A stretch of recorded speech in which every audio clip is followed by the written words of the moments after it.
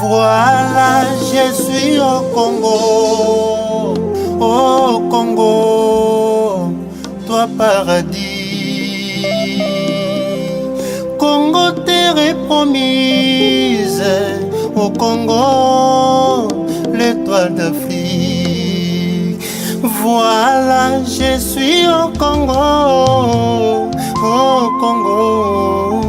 toi paradis. Congo, terre promise, oh, étoile d'Afrique, Dieu t'a choisi.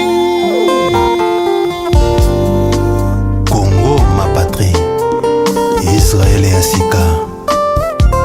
Nambeleli yo Masia Yesu, kita osala kati na mboka Congo. Koswana bitumba peko kabwana, motema mabe toni na ba Congolais. Congolais ya koboma sende kona ye Congolais, likolo ya koluka intérêt personnel. Yango na sengi na yo Masia, kotisa bomoko na bana Congo. Congo elonga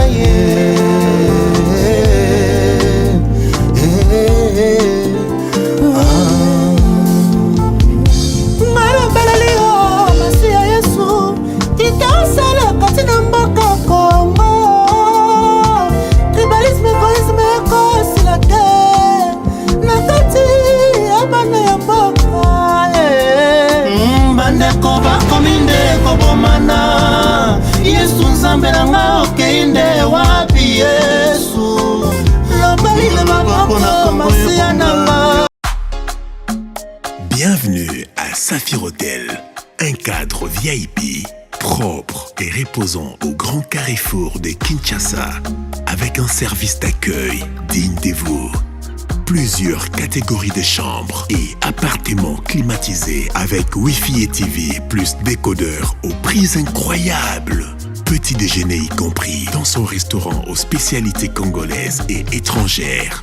Ouvert à tout le monde avec une réduction de prix pour les clients qui séjournent à l'hôtel. Notre adresse, A4 avenue Ikelemba, quartier Matungé, commune de Kalamou. Téléphone 099 991 74 21 81 600 8000. Hôtel Saphir, beau cadre, bel emplacement, bon prix et beaucoup d'avantages. Bienvenue à tous. Merci. Mbote na bino balandi nyonso ya bosolo na politique, botondi liboso ba TV na bino, beta maboko na ndako, beta loba sango abandi, beta maboko, beta milolo loba yango alobaki 12h bandi. Mais on va d'abord chanter. On va chanter parce que culte est bandi. Blanc, plus blanc que neige, blanc, plus blanc que neige, lavé dans le sang de l'agneau, je serai plus blanc que la neige. Bosolo la politique na Bunia, bosolo na biso à travers la radio Mont-Bleu. Bosolo na biso na Beni na Butembo, bosolo na biso na Bujumbura na Malawi, na Tanzanie, aux États-Unis d'Amérique, bosolo na biso na Liège, na Grenoble, na Atlanta, to bosolo nité bato na Jeffersonville, Indianapolis, bosolo na biso na Turquie, na Grèce, na Lisbonne, na Mulhouse, mbote na bino. Bosolo na biso également Awa depuis la présidence de la République, même à Kingakati, nous sommes très suivis et ce matin, boza ibele bobengi plus de 1226 messages pour avoir retardé l'émission d'une heure. Bobengi et Belé, toutes nos excuses pour ces grands désagréments, indépendamment de notre propre volonté. Mais il y a une forte pression derrière l'émission. Il fallait se rassurer de certaines choses. Il fallait appeler de part et d'autre. Il fallait avoir exactement fiabilité, information avant de prendre langue avec vous ce matin. Ne nous en tenez pas rigueur. Nous allons nous rattraper. Merci pour la confiance et la fidélité au Bozo Pesana Bosolo na politique. L'actualité est dominée par deux choses, Covid-19 et puis l'arrestation ou détention provisoire. Il y a M. Vital Kamerhe, directeur du cabinet, il y a président de la République, Félix-Antoine Tshilombo Tshisekedi. C'est ces deux points-là que nous allons tenter de parler ce matin. On va nager, on va papoter un peu autour de ça. Boza et Belé, Bzala attentif. Co-interpréter, badir nangaïte. Co-interpréter, badir nangaïte. On a l'obité, yoko loba na place nangaïte. Ko conclure pété. landa émission malamu na yebi ke boza ebele boza kolanda nde awa landa émission malamu soki mutune ezali na ko répondre mais ko interpréter ba dire na ngai te ko prêter nga pe intention te les journalistes n'a pas d'amis ko mesa des infractions to sala ka musala lobby Covid-19 Muyembe asali précision comme d'habitude, tu as 207 cas, le professeur Muyembe. Tu en as 20 décès, bateau bakoufi déjà. Tu en as 10 guéris. Au total, 107 cas. Oyezali na bonne position. Ndenge a expliqué à docteur Muyembe. Donc, c'est la situation générale. On va tenter de parler quelque chose. Gouverneur ya ville province ya Kinshasa, Jantini Ngobila, na minute oyo abandi déjà ko sukola. Zando munene boyebi ke zando na biso za saleté makasi alors Jantini Ngobila bandi déjà ko sukola yango, ça c'est bien, baza ko longola ba saleté nyo choza na zando. J'ose croire qu'après 14 jours zando ko lata image nango ya malamu et puis tokokuta ba disposition malamu yango tolobaki na mokonza mboka par rapport ya ba mesure ozwa ki même ya kokunda bibembe longwa na mort décision en éthique la ata to longwe na makambo état d'urgence autant tozonga normal décision en éthique la po ba congolais belé bazana ngo bosenga likambo ya mai na courant pesi ba congolais zali ofele eloko malamu mais pasi na bango ezali mai yango ya ofele na courant eza koyana ndako na bango te soki okoki kotala eloko wana président de la république bato SNEL soki DG SNEL na DG Régie des eaux mikolo ngam nazo funda bato DG SNEL na Régie des eaux président tuna bango mai na kureza wapi soki balobi clarté o me bango la limiter na 4e na moni procureur wana zo sambisa bien et au sala malam très bien. Alors on démarre déjà bosolo la politique officielle boza ebele. Ce matin je reçois pour vous Nganga naza ko benga bisono so benga prophète politique bisono so benga Kulutu ebele pour na maele nae un ancien prisonnier également. Monsieur Franck Diong honorable, bonjour. Mbote sa mokonzi. Tokutani lelo avec beaucoup de pression autour de cette émission yo moko moni okelinga mawa. Mais eloko sepeli pour la précision, il fallait attendre, il faut se rassurer de certaines choses. Préparation de Angwana. Peut-être pour la téléspectateur ba iba payo koleka, peut-être ba excuse ndoko ndinga na lobby. Non, il faut qu'on pèse ba excuse ndingo lobby. Oyebi que situation autres traversées d'abord pour na kokoma barrière ezebele et puis il faut tester la température ya mutu pour les cas où se conformer mais néanmoins ezalayo ezalanga tous à ponctuel et puis c'est un dossier il faut qu'on pèse information et à précision et à malonga parce que protéger population il faut qu'on pèse ça y la bonne et vraie information. Pour protéger la population, il faut que tu aies conformé. Très bien. Donc, excuse, oyoyo sengi, ngaipe, na sengi, excuse, on pas opinion publique. Très bien. Notamment, téléspectateurs, nous, message qu'on a démission. Très bien. Où se trouve Vital Kamerhe actuellement? Batubele Moutoune Zala, Yulobi Nabutu polémique autour de la tweet. Nazar Osenga, la confrère, journaliste, Nayebi Moussala Boussalaka, je ne suis pas plus que vous. Je suis peut-être les derniers d'entre vous. Mais avantage Nazanango, Nalobaka, Namoni. Vital Kamerhe, je suis le seul témoin, le seul journaliste qui était avec lui jusqu'à la fin. Personne n'était là, j'étais le seul jusqu'à la fin. Vous avez vu les images. Donc, Moutako Yebisayo, Soki Vital Kamerhe Zawa Peza Nengai. Moutako Yebiso Mousso Betelo, lui solo à Yoki Nabat. Mengai Nazalaki témoin, Okiler, TVza Radio, Teba Image, Bomonagi Tozong, Sanopelelo, Natongo. Batubele Balobagi Image, Ote, Nakatia Image, on a Maman Amida Zalaki, c'est faux, je confirme et je persiste. Maman Amida, moi, si Vital Kamerhe, président national et UNC, Azalaki n'a parqué, il y a 4e rue. Moto eboza ko mona za ko lela maboko na mutu wana ezali ndeko na ye leki na ye propre mama Chantal ndeko na ye pe ya mobali azalaki nde boza ko mona wana na ba image TVza Radio te. Donc la femme qui est là en train de se plaindre azolela émotion ezali ndeko ya Vital Kamerhe président ya UNC directeur du cabinet chef de l'État et non moi si na ye madame Maman Amida Kamerhe, ce n'est pas elle. Très bien, mais pour précision, ma caméra son dengue toza koloba. Vital Kamerhe se retrouve actuellement à la prison centrale Yamakala na pavillon 8. Le côté bimaki lobiote président de la République a kende ko zoiza le kuta monene journaliste alobaki bongo gangela eloba sangwa lobi koloba liso bongo te. Bisa journaliste na mbango. Sangwa ebise retiré koloba liso bongo te. Soza na maîtrise el kamboala te vanda kimia. On va parler de lui. On commence avec Vital Kamerhe. C'est ça le dossier. Directeur il y a cabinet à chef de l'État. Président il y a UNC. Lobby pour la deuxième fois parce que lundi invitation est rataki par rapport à irrégularité de la convocation, ils sont liés par rapport à irrégularité, je cite ici le rôle l'adresse, le rôle la date qu'il fallait le 6 avril, le 6 mars, et pesa qui m'a cité na mwana mboka Vital Kamerhe qui nous répondre à cette invitation. Deuxième invitation est Salami la Lombango, et puis mercredi finalement Vital Kamerhe a qui répondre.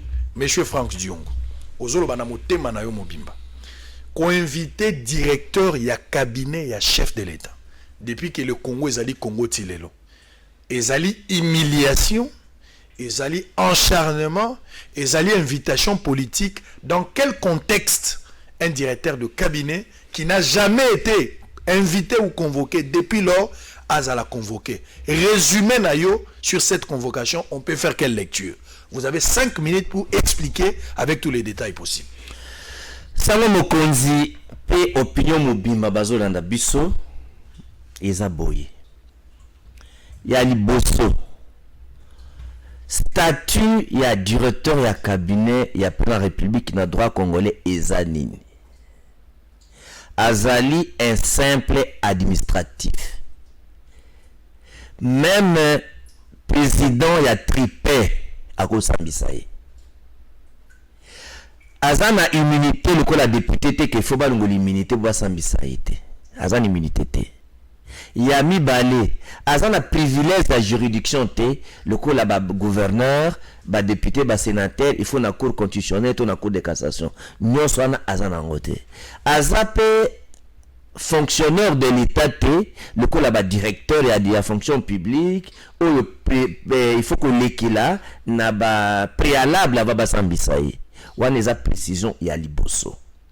Donc mototo akoloba que non ba koki ko ça c'est on ne voit pas la situation de président Vital. D'une manière générale, bazwa mate ya wana chaque fois que ba wi que mutaza de la cabinet ya chef de l'État na droit ya Congo ba yibaka bongo. Donc tribunal même le tripé à kosambisaye selon nature infraction oyo ba kosambisaye. Donc question wana yami balé. Est-ce que ça acharnement? Est-ce que ezali humiliation au règlement de compte politique? Non, dossier eza ni dossier politique, ni humiliation, ni règlement de compte, ni coup politique. C'est un dossier totalement et simplement judiciaire. Ozolanda, ils ont dossier judiciaire, ils ont dossier ya président de la République mutakangisi été, ils ont dossier à UDPS muza sima dossier té, ils ont dossier judiciaire. Avant na kota na pour nani ils ont dossier judiciaire. Par rapport na ba makamone na uti koloba na yo awa. Directeur ya cabinet à chef de l'État, il y a moteto koma na dossier ya président Vital Kamerhe. Ngai Franck Diongo.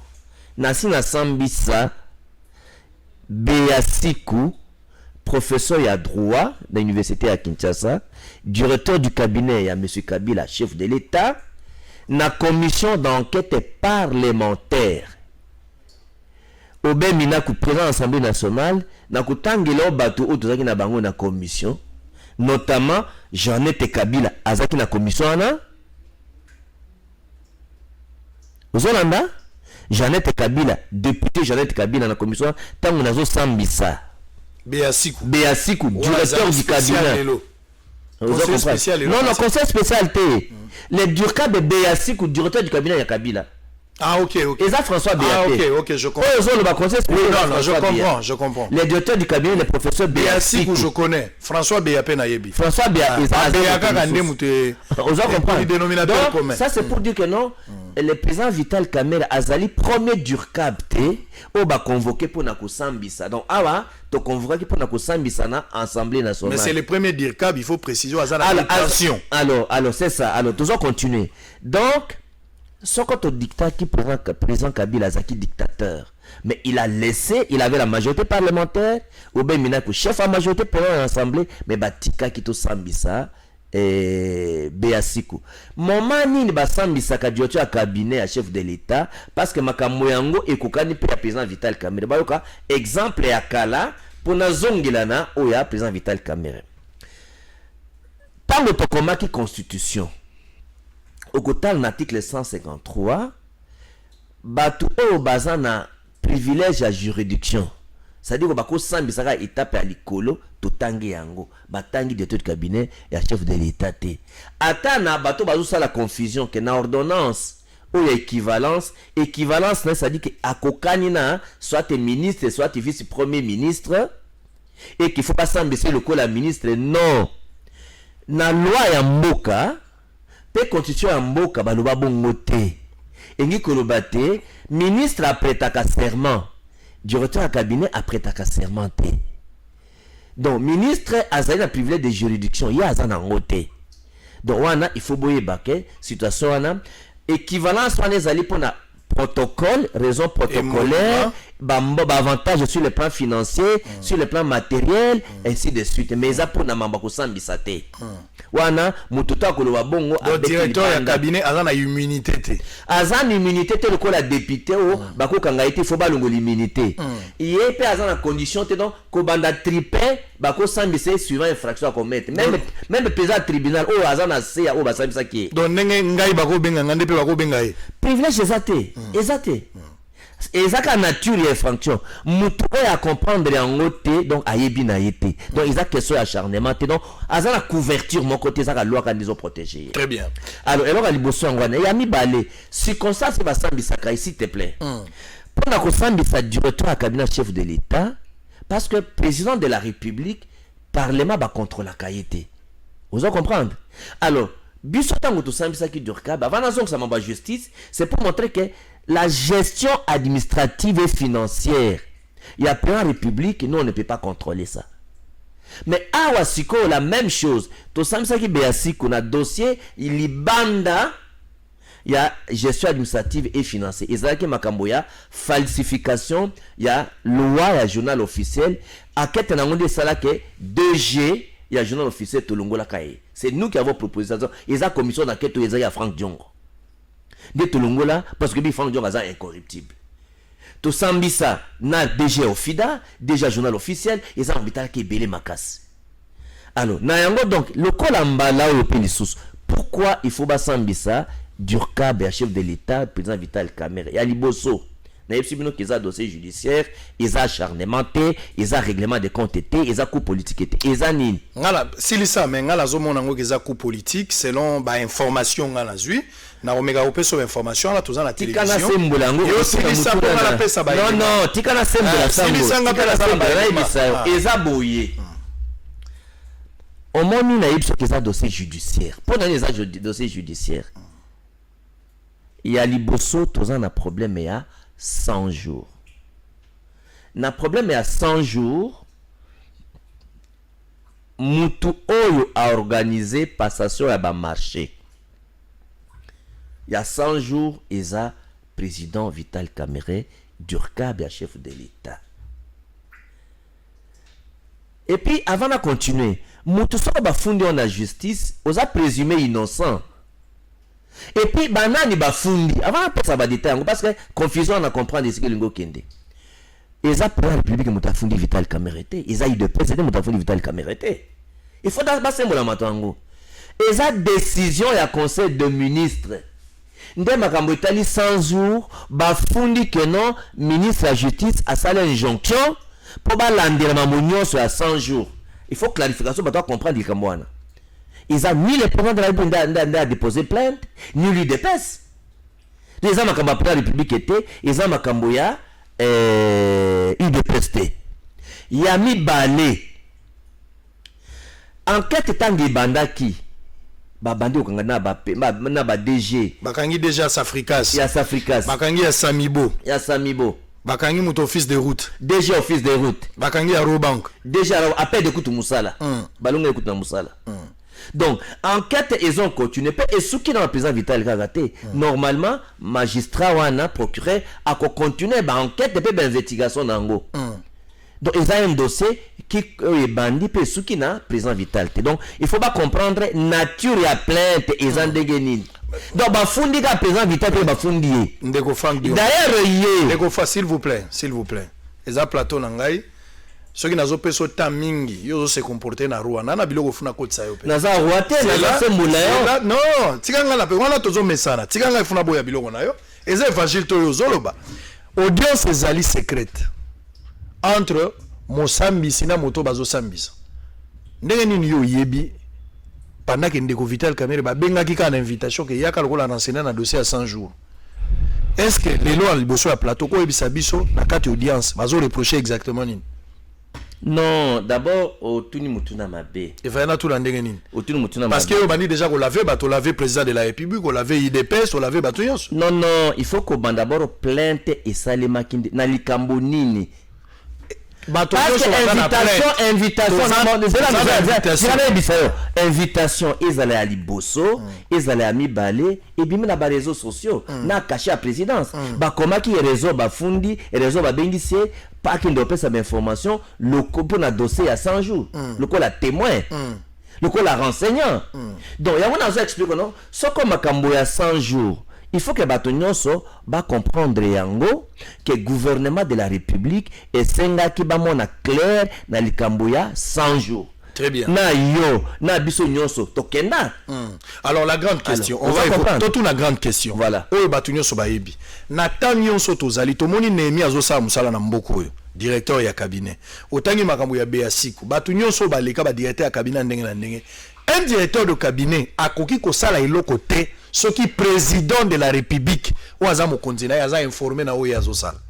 Oui ou non? Non, là ozo qui na politisation. Politisation non, le frère non non politisation. Non.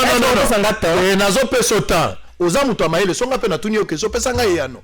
Un directeur ya cabinet. Tolobela Vital Kamerhe te na tie directeur ya cabinet. Po yo boyi kotanga kombo pesi temps o chaki barem moko pona bato nyonso. Au pesi leso pour la directeur nyonso qualité à directeur est-ce que directeur cabinet bakoko benga ye nyonso expliquer d'une manière générale. Ma question elle est simple ngapela à tout nio d'une manière générale depuis le temps jusqu'aujourd'hui au banana lumumba bakasabu tilelo est-ce que directeur ya cabinet moko ya président de la République akoki ko sala eloko sans que mokonzi na ye azala mise au parfum. Question ngeza simple. Bon, voilà le que vous comprendre de confusion. C'est-à-dire que lorsque il y a une gestion administrative, financière, il y a cabinet, il y a président de la République. Na traitement, il y a dossier où il y a cabinet président de la République. Ndakisa. Na yebisa que tango to samsa ki Beasiku, makambo ya ko falsifier loi, ndenge bango basala ki mbeba, ça ne rentre pas dans la gestion ya ba dossier sur le plan financier, il y a cabinet de gestion à président de la République. On a aussi dossier, il y a Libanda. Donc, le président Vital a mis Tchaki na dossier Yemoko. Exemple à Liboso. Tango il y a Chibala, par exemple. A commis Mukanda que ba paiement nyoso na suspendre yango, il faut n'appeler autorisation. Il est directeur du cabinet Vital Kamerhe. Voilà. Donc, tango sali bongo a agir le coup la ministre de la Finance.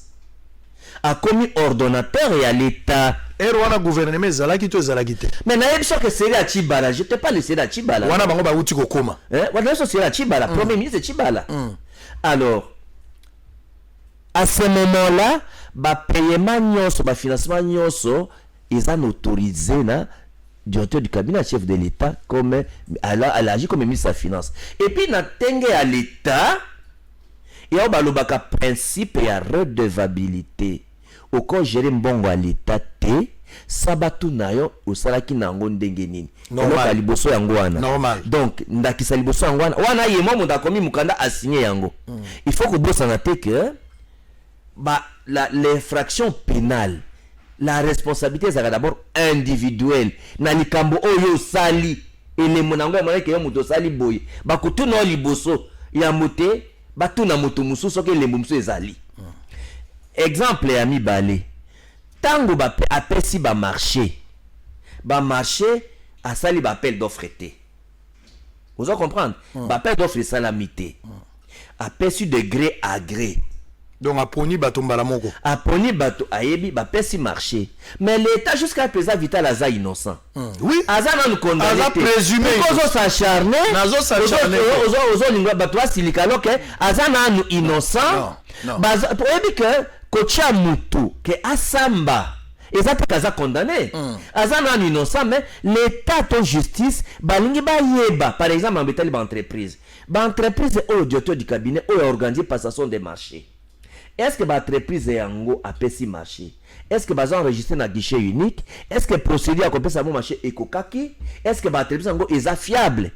Donc l'État il faut atala makamboana. Deuxième élément, le col azalaki le col la ministre de la finance. Plan ya décaissement, est-ce que ndembonge ebimaki? Nde bato la bazui, est-ce que mbonge ebimaki nde bango bazui? Est-ce que tala biloko ezalaki malamu? Soko l'État alingi kotuna, est-ce que comme acharnement et comme règlement des comptes? Non. L'État a na obligation ya koyeba mbonge ezokota na pako ya population esika ezokende parce que tango bavotaka budget wana comme parlementaire, budget lingi koloba nini? Gouvernement a kosenga autorisation ya kokwa pako pour dépenser yango. Et non, population va pesa mbongo pour na gérer l'État. Alors tant mbongo est bimi na compte à l'État, il faut que population aille mbongo à l'État et qu'il zela nini. Yango de justice azana bosenga koyeba yango. Un exemple. Na le président Vital Akomaki Mukanda moko ya ministre Roli Ilunga. Akomelie ndenge za boye to bimisi 10 millions de dollars. Na 10 millions de dollars wana bakoya na 12 conteneurs à kisi yemoka komi mukanda wana iza et puis mikanda wana tanga azokoma yemoka signé. Alors so ba juge balingi batuna to magistrat linga tuna mbo luka to ko luka mbongo alitambo ti lelo bakisango epesa mité soko batuni likambo modèle wana yemoka komi mukanda. Est-ce que ça acharnement? Est-ce qu'on a eu de pèse? Est-ce qu'on a président de la République? Est-ce qu'on a coup politique? Très bien. Bako opposer kaka makambo oyo asali ti lelo kiswana yo kende na ministère de la santé otuna. Est-ce que basi bazwa 12 conteneurs ya bakisi pour na 100 jours? Très bien. Ça mité mais mbongo ebimaki mbongo wana eza wapi? Keba na ko benga eteni en direct. Makambo so. Ko benga na le soke. Keba na ko confronter so na benga eteni ya okoma na problème. Ngana yebi soke benga. Yebi tango zo tuna eza lokola naza na acharnement moko non, mais... ou naza na haine moko. Moi j'ai le devoir de vérité ou investir ngana le vérité. Dossier on est à 10 millions de dollars. Non, dossier à 10 millions de dollars pour na 12 conteneurs na tio en défi ya ko prouver que Frank Dion kosi ndeko Frank Dion makambo zoloba eza absoluté nako ko boya ngope par rapport à l'information ngana zanango eza pona pesa yo nzela yo sembola mituno nazotuna yo bato ebele bazolanda biso bango pe bana mituna donc eza normal eza ba preuve pona kolakisa que il faut bato ba dépolitiser ba dédramatiser une justice a que s'acharner par un citoyen. Très bien, malgré question comme un état de droit, état démocratique. Na tunio question ti sikozo ki ma na tunio est-ce que un directeur ya cabinet a koki ko sala eloko sans que chef na ye azala informé. On répond à question na yango na répondre yo. On répondre na on meninga na français. On répondre na bazozonga na bo ça. Bazozonga tokozonga. Lobi nazalaki na limité bozola na biso ebele. Ça c'est aussi la question que je pose hein. Batama ile baza ebele na ndako ba ministre bazola na biso baza ebele na yebite banani baza na ndako mais je pense que de la présidence de la République boza ebele. Didier Boudimbu yo za avocat pete oza avocat bino moyo kana ngo yebisa biso songa ba Steve Kivu ata bo fungola nanu Christian Bosemba zapi bo fungola nanu bona yeba bo fungola nanu na yeba qu'est-ce qui se passe maintenant? Est-ce que directeur ya cabinet akoki ko agir surtout na contexte na biso ndenge salamaki programme il y a 100 jours ba décréter en obasala et voilà gouvernement ezalaki te parce que to bande ko zelezaki ba faire courant gouvernement sikaia Vital Kamerhe na makamnyo so bazolo ba 100 jours. Est-ce qu'il pouvait le faire seul sans pour autant président non pas seulement kaka za l'impliquer tout l'implication mais même information? Est-ce que Koiko Salama? C'est une question et je vous lance le défi, répondez à cette question.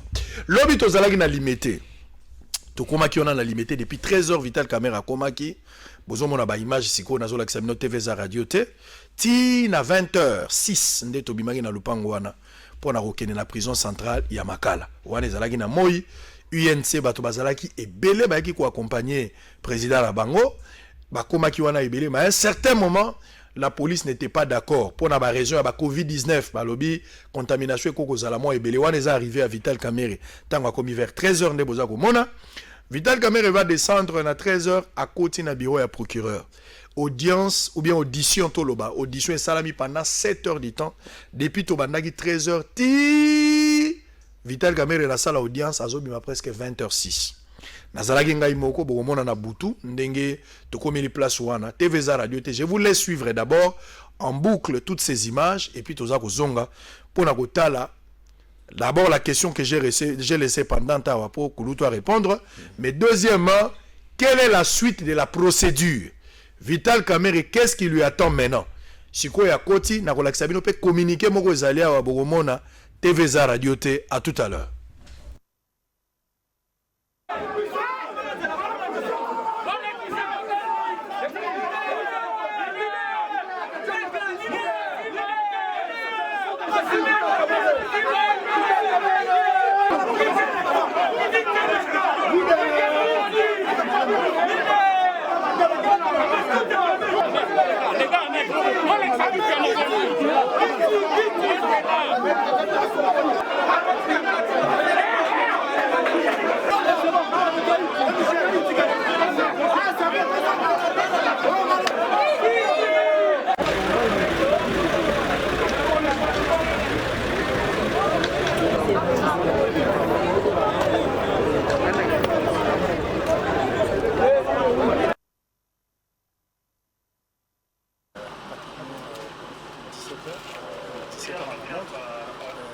On va voir ce qui va se passer réellement parce qu'il m'a mis certainement sur le posé verbal.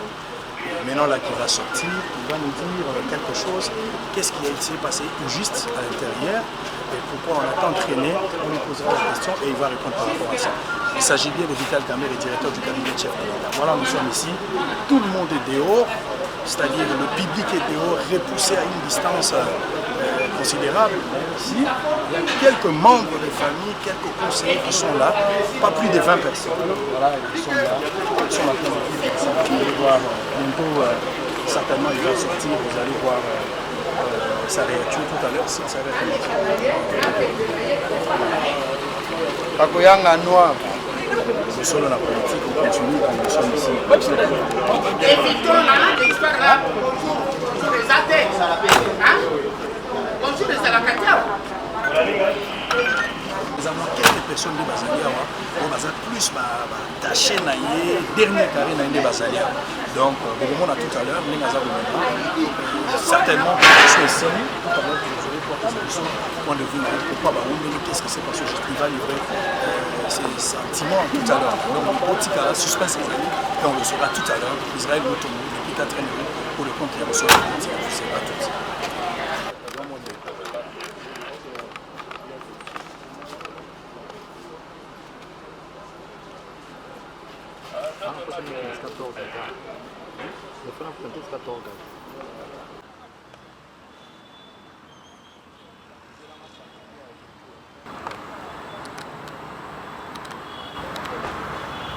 Ok, go. Il est à ma montre 19h, aux Hollanda Bissot, vous êtes de partout à travers le monde. C'est ici, à la 4e rue Limité, quartier résidentiel, qui devait répondre aujourd'hui le directeur du cabinet du président de la République, M. Vital Kamerhe. Alors, il était ici depuis aux alentours des 13h qu'il est arrivé, depuis à Komaki Azalaki dans l'audition, jusqu'à présent, n'a pas limité. Mais je dois vous signaler ici que le procureur général est parti déjà, même Badjouan a évacué, même procureur a Matétessi à Kédo. Pour le moment, personne n'est là à part Vital Kamerhe, n'a pas une équipe restreinte et puis dispositif sécuritaire. Il y a police Ezali, à Makassi, il y a police Ezali, les policiers Bazali, il y a plus de 100 policiers Bazali, à Nakatipe Bazali. Qu'est-ce qui va se passer? Selon les informations que nous avons, c'est comme si Vital Kamerhe ne va pas rentrer chez lui. Il s'est enchaîné quelque part. Nous on le saurons. Peut-être c'est une fausse information, on le verra. Si ça se confirme, vous le verrez avec les images. M. Pépéza est beaucoup de monde. Je vous rappelle qu'il a été ici invité depuis le lundi, qu'il n'était pas venu faute à régularité à dossier. Mathia qui a repris dans le vélo à mercredi. Et le Sarah qui a été chaud. Il faut qu'il est arrivé. Attention, nous sommes en train de voir tout ce qui va se passer. À tout à l'heure.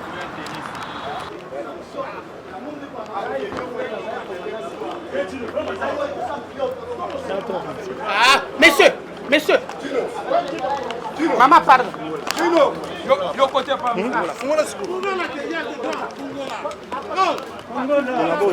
Tu as lumière.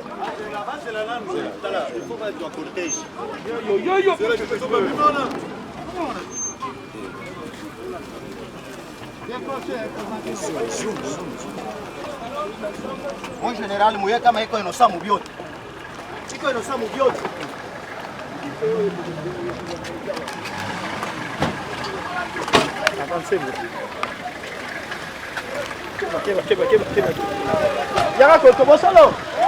Fabio, Fabio.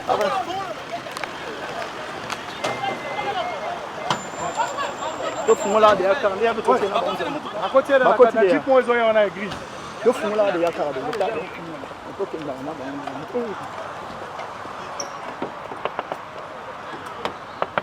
eh ça bête chuté oh vraiment merci beaucoup oh là là Bosolo la politique exceptionnelle. Merci Nabino.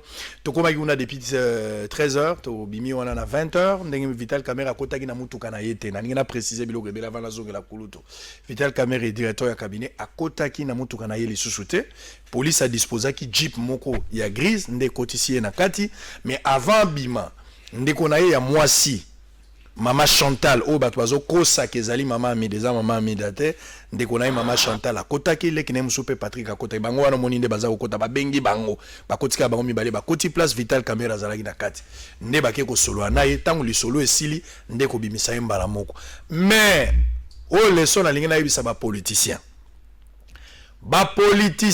landanga i politicien policier aza muninga na yo tata bo solo la kabia katela ko sali na tongo akobalukela yo jour akozwa mitindo po ba policier ba kosi biso na niveau moko wana na lobi na yo même bato INC bazaki na bazaki na kidiba ba yeba ki Vital Kamerhe azobi maliboso policier moninga na hote yango politicien tango zo sala baje tala photo ya mwasi na bana tala photo ya mwasi na bana tala photo ya mwasi na bana prophète Kanyama mutalo baka bongo tala photo ya mwasi na bana Ouwa kokobo ngala yebaka te tala photo ya mwasi na bana. Policier komesa neza likama. Na ndima kite bako rouler biso na ndenge wana. Ba bengani public musika. Biso totikali na kati. Ba bengani na ba conseiller ya président de la République, je cite ici docteur Sele qui a été brutalisé. To condamna ki ndenge police asala kiango. Pour ça quand même conseiller mon compte. Mais ba eko bimisa bango so babimi libanda. Totikali na kati na bateau penza Vital Kamerhe bako zaka 6 ya pam. Nyonso wala na ba maître nyonso garde présidentielle bazaka naye. Ba JR nyonso ba bengani bango. Totikali wana. Général Kasongo yemo kwaye ba beti ba gaz ba disposer batwana. Toleki na étape wana buto ezokota bato bakomi kolala pongia ba bébé Etienne Tshisekedi bato balali toya kokoma ka ba 18h français échanger bato bazali sous police a komi na contrôle ba multiplier effectif les choses changent. Politicien tala photo a mwasi na bana komesaniza likama ndeko Frank Diongo Vital Kamerhe pendant que toza la kati ya parquet pendant que baza conditionné équipe il y a quelques personnalités il y a UNC bazalaki na présidence bakende kokuta na mokonzi ya mboka attitude na bango ezalaki nini na tango wana ngana koloba te TV za radio te précieux sakana na nzoto molimo kosimba te yo tshaka image bandeko balanda tozonga et puis toke na président Frank Diongo po asoto mata na vitesse supérieure.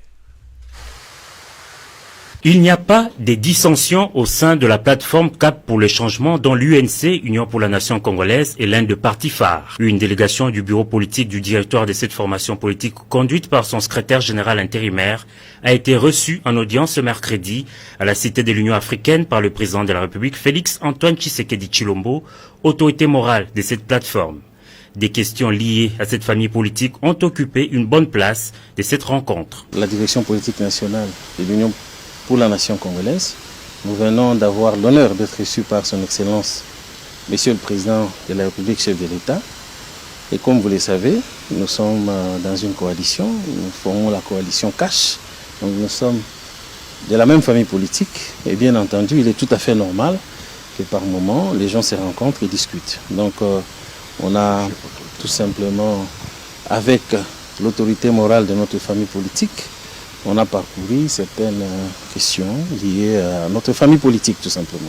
S'agissant de l'invitation adressée au directeur de cabinet du chef de l'État, président de l'UNC, par le parquet général près la cour d'appel de Kinshasa Matete, le secrétaire général intérimaire de l'UNC soutient que la justice doit fonctionner en toute indépendance. Le chef de l'État ne s'implique pas dans des questions liées à la justice, et c'est une discipline que nous nous imposons, nous au sein de notre famille politique. Donc, je crois qu'il n'était pas opportun pour nous de discuter de cette question-là. Elle n'est pas d'intérêt pour le moment pour nous. Donc la justice doit être, elle est indépendante. On est là, la coalition. Regardez les visages des camarades qui m'accompagnent, ils sont tous souriants. La coalition se porte bien. Et tout va très bien. Composée des 6 membres, cette délégation promet de réserver la primeur de leurs entretiens avec le chef de l'État aux membres de leur parti, l'UNC. Très bien, merci beaucoup. Précieux Mouyoko, merci beaucoup. Alors on va terminer, on va boucler cette page, il y a communiqué avec preuves tangibles et irrécusables. Tout ça, vous avez communiqué officiel, il y a cour de cassation. Vital Kamerhe à côté prison lobby. Azan a présomption à innocence, donc jusque-là, Sambisi était pour condamner, donc pour le moment, Kolobana était Kayibi Mbongo, et ça va soupçon Bazakolandela jusqu'à ce que l'État katalikambo. Loba likambo nenge zali kolobate ko bakangie pour Yibi Mbongo. Yo za na preuve te Kayibi Mbongo, aza innocent. Alors, Nazako Tangela Bino communiqué. Tchelanga est communiqué, on a bandé quand même communiqué, bon, mon avocat, kolobote, sangote, communiqué, zal. En fait, Takati a communiqué officiel, Oyo, Cour de cassation à Sali, ba signé le 8 avril, Dominique Ntambwe. Yé mouta signé en balobi boye. Kobanda mokolo ya lobby. Ba renvoyer ba audience nyonso, c'est-à-dire makamba ko sambisa batu, ba biloko nyonso oyo ya kobenga bo organiser audience foraine. Renvoyer en bloc après la période de l'état d'urgence de toutes les affaires en instruction. Donc, même dossier à Vital Kamerhe, président Franck Omega ko expliqué à mon amolaï Mobimba, est-ce que quoi affecté Vital Kamerhe na likambo parce que na en croire communiquer, makamba audience ces alités ti état d'urgence et kokoya, esprit à communiquer wan. Fixation des affaires nouvelles enrôlées au-delà de la même période. L'organisation d'un service minimum pour tous les autres cas, il sera procédé comme dit le droit. Très bien, merci beaucoup, précieux Mouyoko, pour cette précision. Président Franck Dion, Natika qui on a question, Moko, Likambouya, chef de l'État, est-ce que directeur Naya Kabina Koko Sale Loko sans qu'il y a informé? Ou on a question, et puis, Outi Kota la Lekinayo, Ndeng Tozala qui Tosali Moussala, mais hormis aussi Moussala, Natia Likambouya lettre Oyo. Poursuite judiciaire et continuer Ndenge Nini, après Makamboy. Vital Kamerhe, Tikalika en prison, il faut toser la Nini, oui, Tikali Sengeli Bassa. Il y a Liboso Sango na félicité au Makas au confirmé que c'est journaliste d'investigation. Merci. Pour na monyo ana ba image wana ezaka yo moto zanango. Merci. Et puis au tikali pour na kozela ba congolais information ti 20h. Ba jeunesse nyonso ba kende. En tout cas, félicitations Kola Pambola. Merci. Pour na musazo sa pour na mboka. Merci. Makambo ya directeur du cabinet d'une manière générale, est-ce qu'à cause ça likambo sans que chef de l'État mokozai direct ayeba. Il faut osta la rapport nini chef de l'État azana directeur du cabinet. Un rapport officiel d'un administratif na hiérarchie na supérieure. Sur le plan officiel et légal. Tout ce qui est illégal et que la responsabilité personnelle a été engagée à répondre à la responsabilité. À supposer que maintenant le président Vital a commis des infractions, le président peut commettre naïe parce que au même manga kuna. À supposer qu'il a commis basali ba investigation, basali ba enquête, que basali ba infraction oyo, le président peut commettre naïe.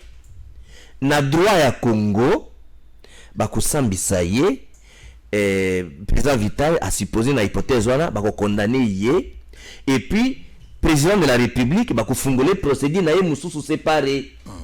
Kana ngai bakondana kinga na Cour suprême pour na même dossier basambisa ba garde corps na ngai 15 na cour d'appel pour la même dossier bango pe basambisa bango séparé et ça problème té. Ça dit ce qui Vital Kamerhe na ko samba na. Donc voilà, c'est-à-dire pour dire que ce qui président pas ali public a bangate président non, ce pas président à commettre pe ba infraction bakolandela ye na procédure na ye séparée parce que pour na kufunda président de la République en justice il faut d'abord que motako funda président de la République en justice même soka asali ba infraction pour na ko confusion les belé il n'y a que le procureur général près de la cour il y a cour constitutionnelle il n'y a que ye motako funda président donc ata président asali infraction soka ya fungoli dossier te motako funda président azate parlement ba pesa kaka autorisation ouverture à dossier judiciaire ce qu'il y a sengi ou bien autorisation de poursuite sur la Sengi. Donc, ni l'Assemblée nationale, ni le Sénat, ni le Congrès, bakola la teboye, la mouki, bafundi président. Exacté. Donc, même si le président est complice dans une infraction, il faut le papier clair. Même si il est complice dans l'infraction, il faut pas fouiller le dossier naï séparé. Très bien. Vous comprenez? Donc, dossier à président vital, même si le président est impliqué. Dans cette hypothèse-là, à cause de poursuivi, c'est au même moment que Vital. Il faut que l'humain en a Ezala. Mais dans ce dossier-là, preuve Ezala. D'abord, Vital a nous condamné. Bazo ça l'investigation, Azan nous innocent. Mais dans cette hypothèse-là, il faut que, au lieu que le droit est à preuve, il faut que preuve et engagement, il y a président de la République, un monde dans lequel non, président signé Mukanda Boye, à celle Kambo Boye. Donc, situation là, qui m'a qui en goté. Na kima ki angote mais olinga kinde na kende ti na niveau ana donc makamba kobanga ezate ça c'est eloko ya liboso na kimi question na yote na répondre na yo très bien eloko ya mibale tozo zela nini awa Vital Kamerhe koti siko na kati ya prison alors aza na détention provisoire azali na présomption d'innocence nini esengeli salam awa communiquer o ebimi lisusu na tangeli o communiquer oui donc makambo non elingi koloba boye lokola batie bongo ba condamné yete lokola batie bongo normalement ba avocat na ye baza na droit ya kokotisa demande à liberté provisoire. Très bien. Pour na kotala est-ce que bato saki mibeko nde ba memaki nde bakangaki ye est-ce que bato saki mibeko te na chambre de conseil pour ba régulariser détention na ye. À cause de la peine à résidence surveillée non? À cause de la paix. Non non makambo etali d'abord est-ce que Azan a droit à la liberté provisoire toté Azan a droit à la liberté provisoire. Très bien. Mais problème Azan nango siko est compliqué ezali maladie o tozan nango na épidémie. Épidémie wana esali que tozan état d'urgence bato bako sangana plus de 20 t. Alors ba konzi ya justice ba bangi ke ba magistrat ba kozala contaminé ba pekisi d'ailleurs communiquer musotangi yangote mutu akoma biloko akolia na makala ba pekisi biloko ekokota biloko ekokota te po bato alibanda bakopesa bango mazo mutu moka azuka maladi kuna katalaka makala bato akufebele donc biloko akolia ekokota te ba visite ekoya te bakolaka biloko ya kuna la même chose pe ba magistrat bakoki ndo sa musa sukuna te donc ba suspendre makambo nyonso ya kosamba na Congo mobimba tu état d'urgence ici landana na silisa parce que maladie wana bato bazo kufa ndeko Frank ozaki na prison yebi passe ya prison Kamerhe za ndeko na yo oyebi passe ya prison biso na bino toza ndenge moko te vi bino bozana ngo biso to akana ngo te biso to defaka ba mapa na tongo so na bengo na biso kulutu na nyongwa mapa tala bilonge na biso zo kokana lokwa to ba cousin nzoka mutu na mutu na famille na eza pona formol pasi na biso na bino za ndenge moko te oyebi passe ya prison Vital Kamerhe kokota prison ezelo ko mususu nga nazo tuna yo clair maladie ya COVID-19 to yebi yango mais na ra ya Kamerhe au-delà ya liberté provisoire o azana makoki ya kosenga à cause de la peine à résidence surveillée pour Yuma paix instruction est en dossier est en cours pardon instruction à dossier makambo ya Yuma est en cours mais à la surveillance la résidence surveillée à un certain moment est-ce que Clément c'est cause à la tête ndenge ozo aggraver makambo ozo aggraver ngo ndenge ozo aggraver makambo ozo comprendre que d'abord dans dossier wana il faut pas confronter président Vital très bien na batu o bakangama ki avant ye akangama très bien il faut qu'on lembisa très bien donc il faut qu'on calme na ba population d'abord batu NC bango moko na la di communiquer na bango balbi to kutana mukonza mboka makambo etali makambo ya coalition na bango mais makambo etali justice bakokota na makambo etali justice ete na bango na mukonza mboka balubi batika justice sa musala nango mais pourquoi yozo si misango na sasa kola mutu moko za mutema mabe ndenge invité nga boiza ko le piéger nga eta senga na lingaka Vital te nga na za devoir à koloba vérité je n'ai rien contre mon frère est-ce que yebi que jour nazo bien na prison mutu abenga ngai que non ndeko tala nazo kendo tango ordonnance na yo ozo bima na prison eza Vital vous comprendre donc na ko souhaiter malheur à prison Vital te motako sepelate motaza na boloko mais ako sepelate mais problème nga na zanango au moins biso tozali na devoir il y a que défendre état de droit. État de droit, l'andananu, état de droit, ezali état ou justice ezali kolo nango. Likola mutu nyonso. Mobeke ezali likola mutu nyonso. Et loko nyonso yo mutu owazo sambisa, azana droit, président Vital azana droit nango. Vous comprenez? Ce qu'on a droit, il y a des gens à se surveiller. Ce qu'on a que tout si bongo, bako pesa yango. Ce qu'on a droit à liberté provisoire et que mobu que tout si bongo, bako pesa yango. Ce qu'on juge, na ba magistrat, o bazan la capacité quoi apprécier munene à likambo, na gravité à likambo, na conséquence à likambo, bako apprécier, nga naza juge te, naza procureur te. Très bien. Mais et là qu'on nyonso, nga nazo défendre l'état de droit, o nyonso azana droit nango. Il faut appeler yango par rapport na mibeko ya mboka pe constitution ya mboka et ça pour un sentiment ya mutu te mutu ya mutu te. Voilà la comprendre. Alors prochaine étape ezani. D'abord moyen ko basenga liberté provisoire ezate jusqu'à ce que ba lever mesure wana. Donc wana kaka liboso yango wana ou vraiment na yambisa ngwana na pasi na yami yango na pasi. Donc moyen ba avocat kutu même ba avocat ba kokota te. Donc même ba avocat ne ba commis même ba avocat ba kokota te. Alors tu évite nzambe akusonga biso na dossier wana. Donc Vital Kamerhe pour le moment avocat kokota te. Et ça y est aux le balcon là il ba prisonnier mais quand aux autres c'est mon la likambo sango. Et ça le ko là bazweli ne Vital Kamerhe makambo. Et ça le bakena na prison prisonnier nyonso. Yoka tigana si. Et imagine toi bato baseli ba 19 ans o bato ba condamné ki na procès à Mose Kabila. Oyo bato ko la biso zo plaider ba libérer bango. Bato ba ko la ba colonel Mukalai.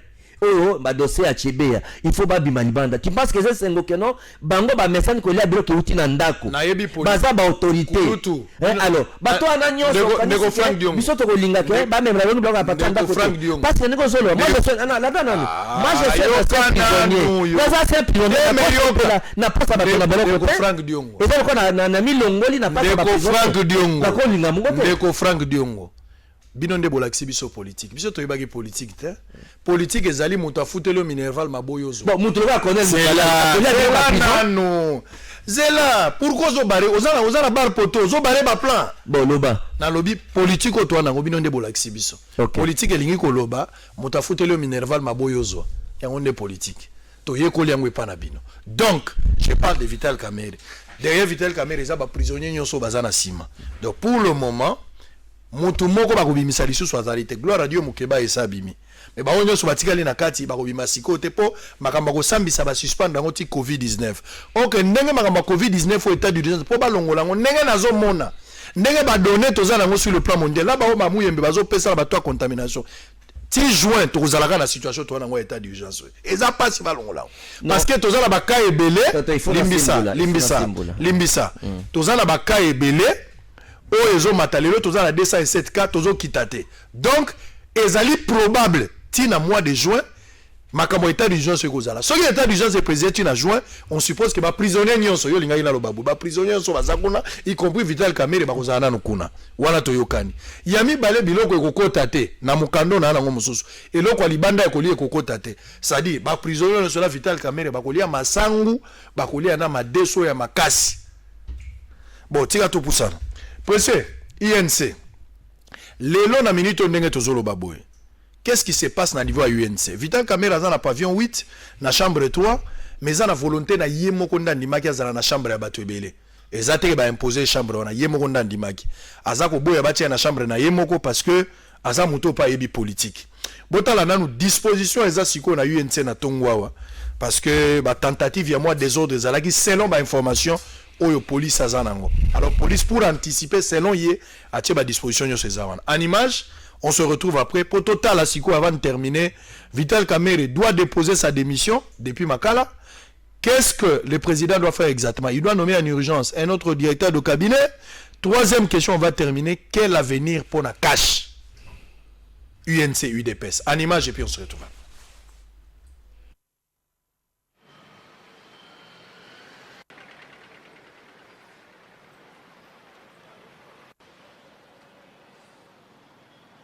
On a TV vraiment za radio te mituka ya police yangwana bomoni batupe bazali Linda Mpika, vous êtes en train de voir tout ce qu'on fait boche TV moko ebele même na bunya bozolanda biso assistant Didi merci parce que bozo koma boza ebele bolaxi kipenza boza rolanda même na UNC wana batu bazali ba Petit Gelo baza rolanda ba konzi ebele bazo benga biso pona kotalisa Mike Mukebai il fallait azala invité, ça c'est une précision d'état na lo bango en passant boyeba qu'il fallait azala invité na Canal Presse lelo à recevoir message et pas ndeko Zulu abengi alobi na yeke hiérarchie na ngai e bisinga ke okoyi koleka na émission te Mukebai akamwe me andimi mais tango ndeko Zulu aleki na Canal Presse selon Mukebai alobi boye ndeko Zulu a présenté na mission batu ke Mukebai azali empêché moyen na émission ezate Mukebai atomboke la likambo wana azali empêché te ba boinde aleka na Canal Presse et pas ya bakonzi ya likolo ya ndeko Zulu.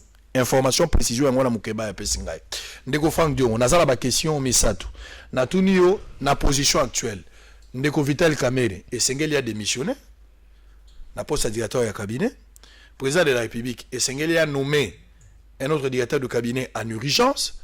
Troisièmement, quel avenir entre les caches, c'est-à-dire UNC et UDPS? Est-ce qu'un divorce est déjà précipité? Bon, il y a Liboso, état d'urgence, nous avons le juin, juillet et que ça a noté. État d'urgence, ils ont 30 jours.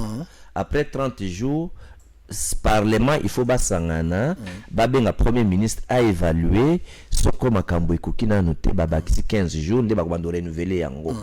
Donc, peut-être il faut que là, ce que basenga yango lisusu. Donc, il faut mettre dans les 10 à 30 jours. Avant que situation ils allaient un peu décanter batala ce qu'on va repérer ouverture nango sur le plan que communiquer on appelle sango mususu mais ils attendent 2 3 4 5 mois, c'est pas ça, il faut qu'on précise yango et le galbosango avenir il y a cash na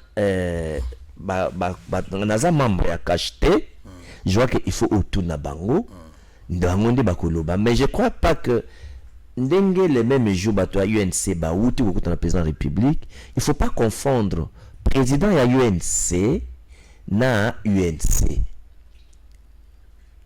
donc UDPS UNC au bazan alliance nan ba pesi déclaration te que bazan a malaise entre les structures. Je crois que il faut que toute la question là soit ba membre UDPS soit ba membre ya UNC naza très mal placé pour na kopesa ça lumière na avenir nango mambeta le président de la République parce que l'État ne s'arrête pas. Le président de la République doit vraiment, lorsque les directeurs du cabinet Azan empêché pas seulement empêché Azan des ennuis judiciaires le quoi Azan ennuis judiciaires les bons sens commandent à ce que il doit les remplacer en urgence. Ce qui chef de l'État pour nier les lois à la directeur du cabinet, est-ce que vous êtes d'accord? On a tout le jour Frank Diongo, il faut pas ramener combat Frank Diongo à un poste. Ils ont le coup là, Makambo Nazulu Bapona Mboka pour Nazulu Kamusala. Vous voyez que de tous les opposants, je suis le seul qui n'a jamais accepté de travailler parce que je sais pourquoi je n'ai pas encore accepté de travailler. Vital Kamerhe doit démissionner? Bon, les bons sens, ce que ça a rengaï dans la place naïe. Tango Bakambo Anyane Bandaki, j'aurais dû démissionner pour n'écouter qu'à justice à Sala Moussa Nango sans influencer Bango. Alors, mais Soko, il a la bonne foi après qu'il démissionner, mais Soko a démissionné, le président de la République peut les remplacer de toute urgence. Sangomo et Tamboli na Boutoua, qui est ministre, il y a UNC, ba démissionné, ba Tomoso ba Kosi Koutou Molendo Sakombi, ministre Affaires foncières, a démissionné Zalukuta, Molendo Sakombi, Azabel et bien ministre Affaires foncières Tissikawa. Aucun ministre, que ce soit Julino Makelele, excellent soit dans la communication, que soit ministre Moussouya UNC, Baudouin Mayo, Billy Kambale, Onyon soit na Moutoumouka démissionné, Azate, Ezalukuta.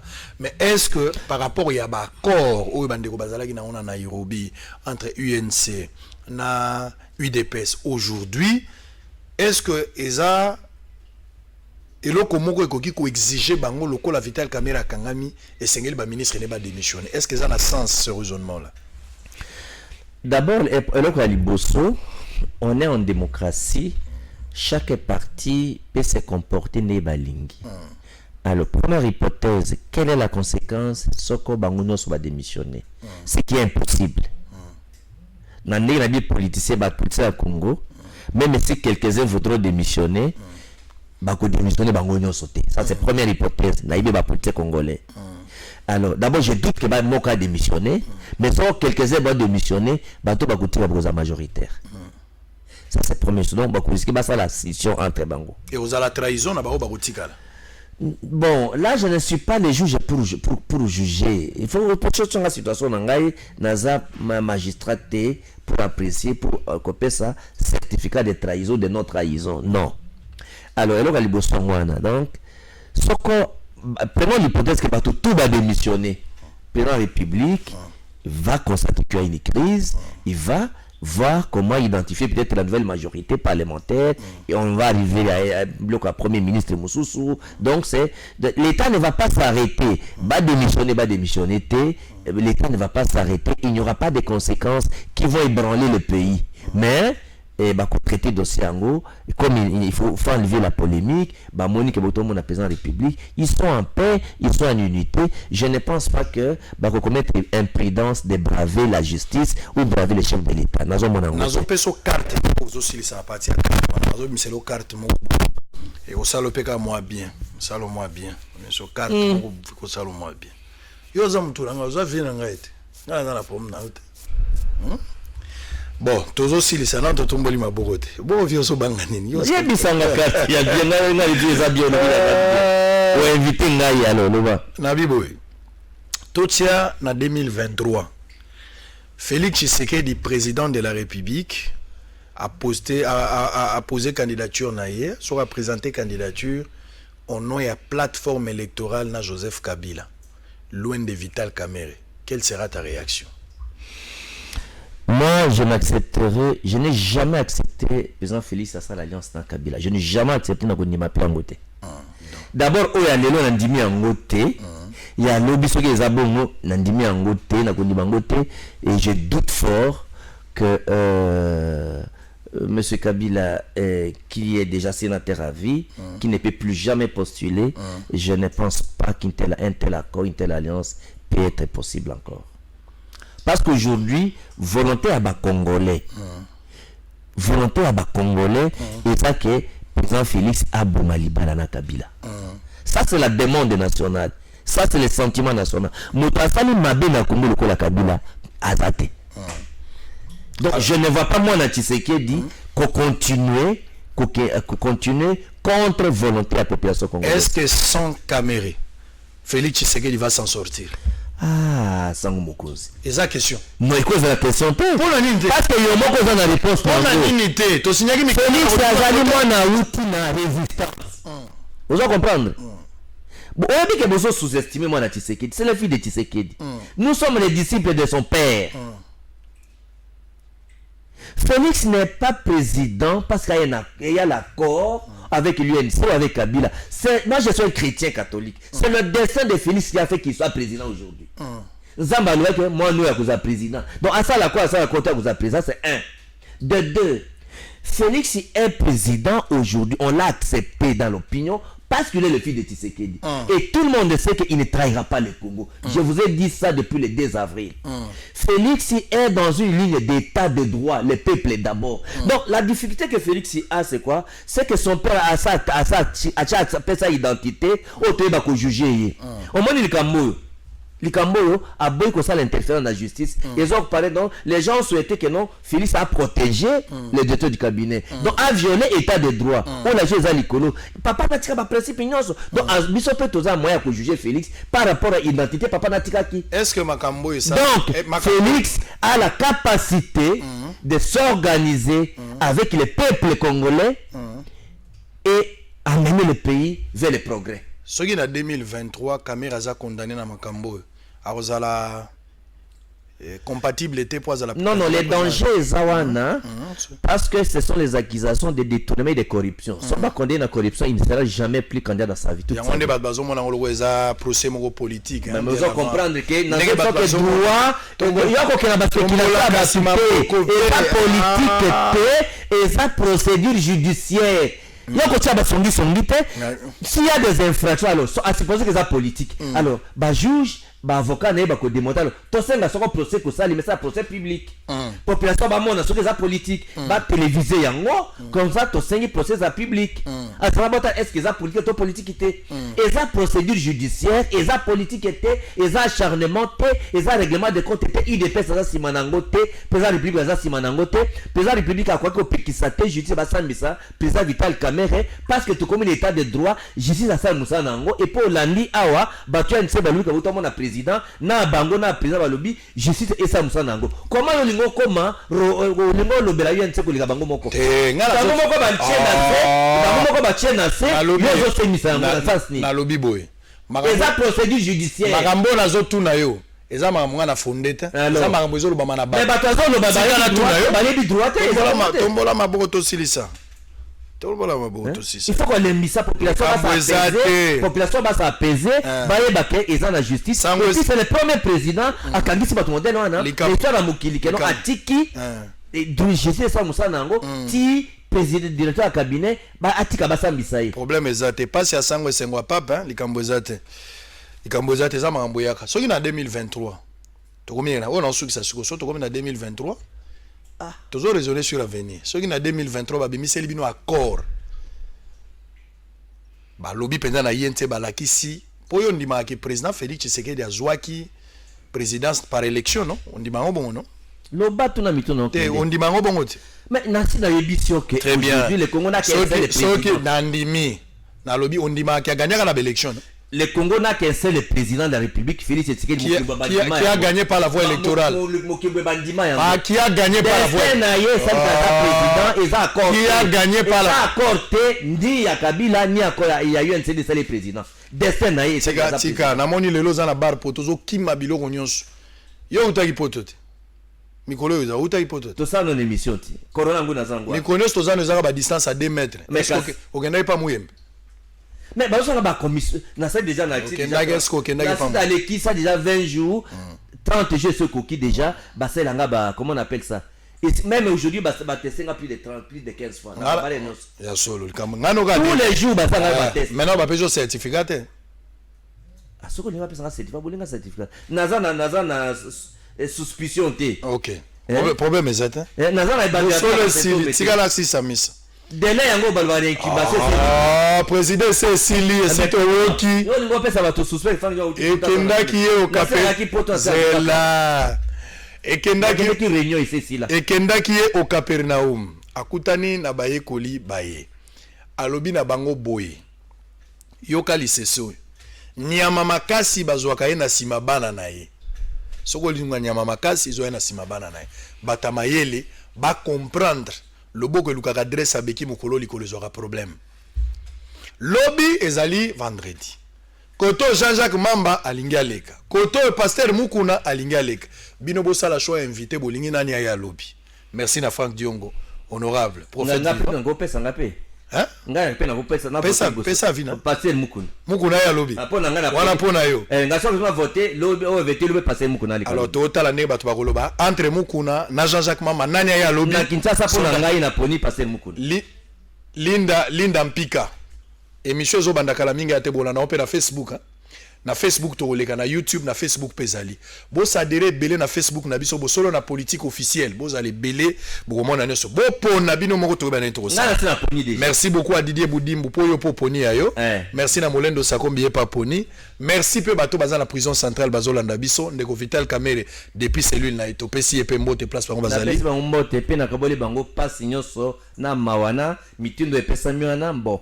Naza d'accord na ngote mendenge pesa miwana parce que nga comme ancien prisonnier na ibi passe ya boloko et que ba prisonnier oh lokola ngai depuis nazaki na prison na tikala ko lelo ka prison te. Très bien. Alors na ka passe ya bandi. Merci beaucoup petit Gelor Chega papa. On ne fait pas la fête lorsque ça brûle chez les voisins. Doudou Kibinda Tosuki Awato Kutani Lobby avec le même plaisir. Bye bye.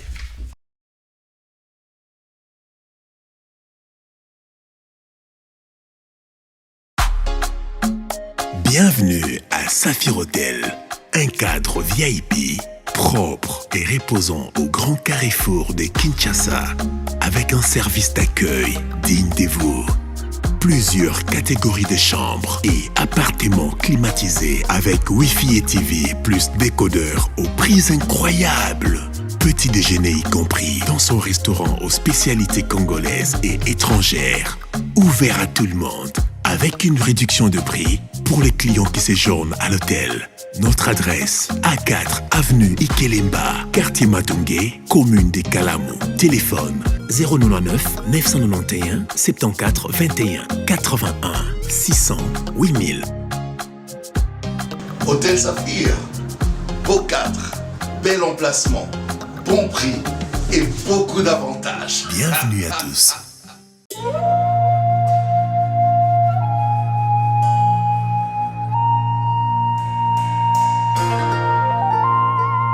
Voilà, je suis au Congo, toi paradis. Congo, terre promise, au Congo, l'étoile d'Afrique. Voilà, je suis au Congo, toi paradis. Congo, terre promise, oh, étoile d'Afrique, Dieu t'a choisi. Congo, ma patrie, Israël et Asika. Nabeleli yo Masiya Yesu, kita osala kati na mboka Congo. Koswana bitumba pe kokabwana, motema mabe etoni na ba Congolais. Congolais ya koboma sende kona ye Congolais, likolo ya koluka intérêt personnel. Yango na nsengi na yo Masiya, kotisa bomoko na bana Congo. Congo elonga ye.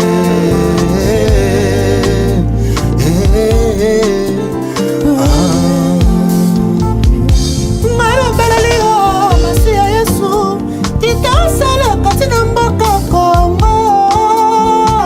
Tribalisme, égoïsme, ekosila te na kati ya bana ya mboka. Bandeko bakomi nde kobomana, Yesu nzambe na nga okei nde wapi Yesu. Lobali le maboko Masiya na nga, mboka na ngai ekozwa kimia na yo.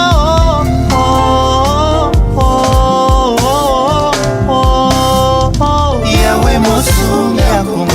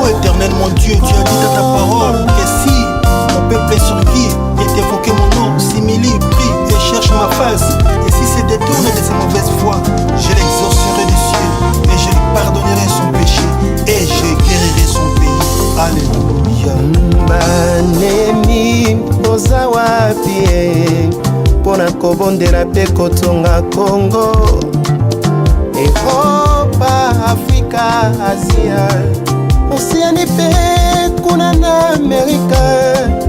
Oya totonga mboko yo Congo, héritage nzambe atikela biso bana ya Congo. RDC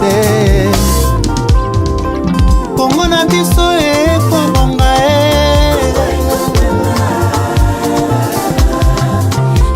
ale bana Congo tosimba na maboko.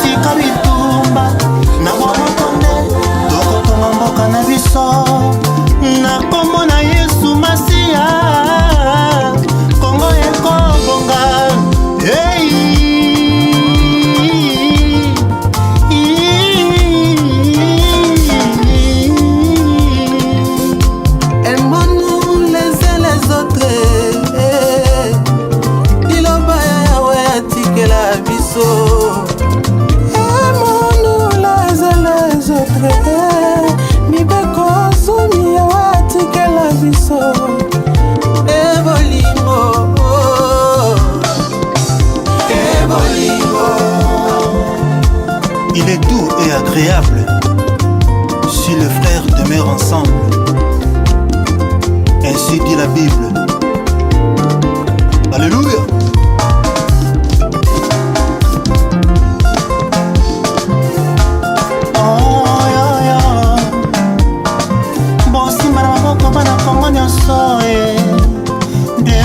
Commence à développer toute l'Afrique.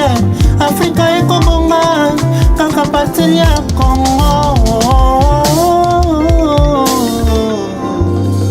Congo, Congo. Que Dieu bénisse le Congo et son peuple. Amen.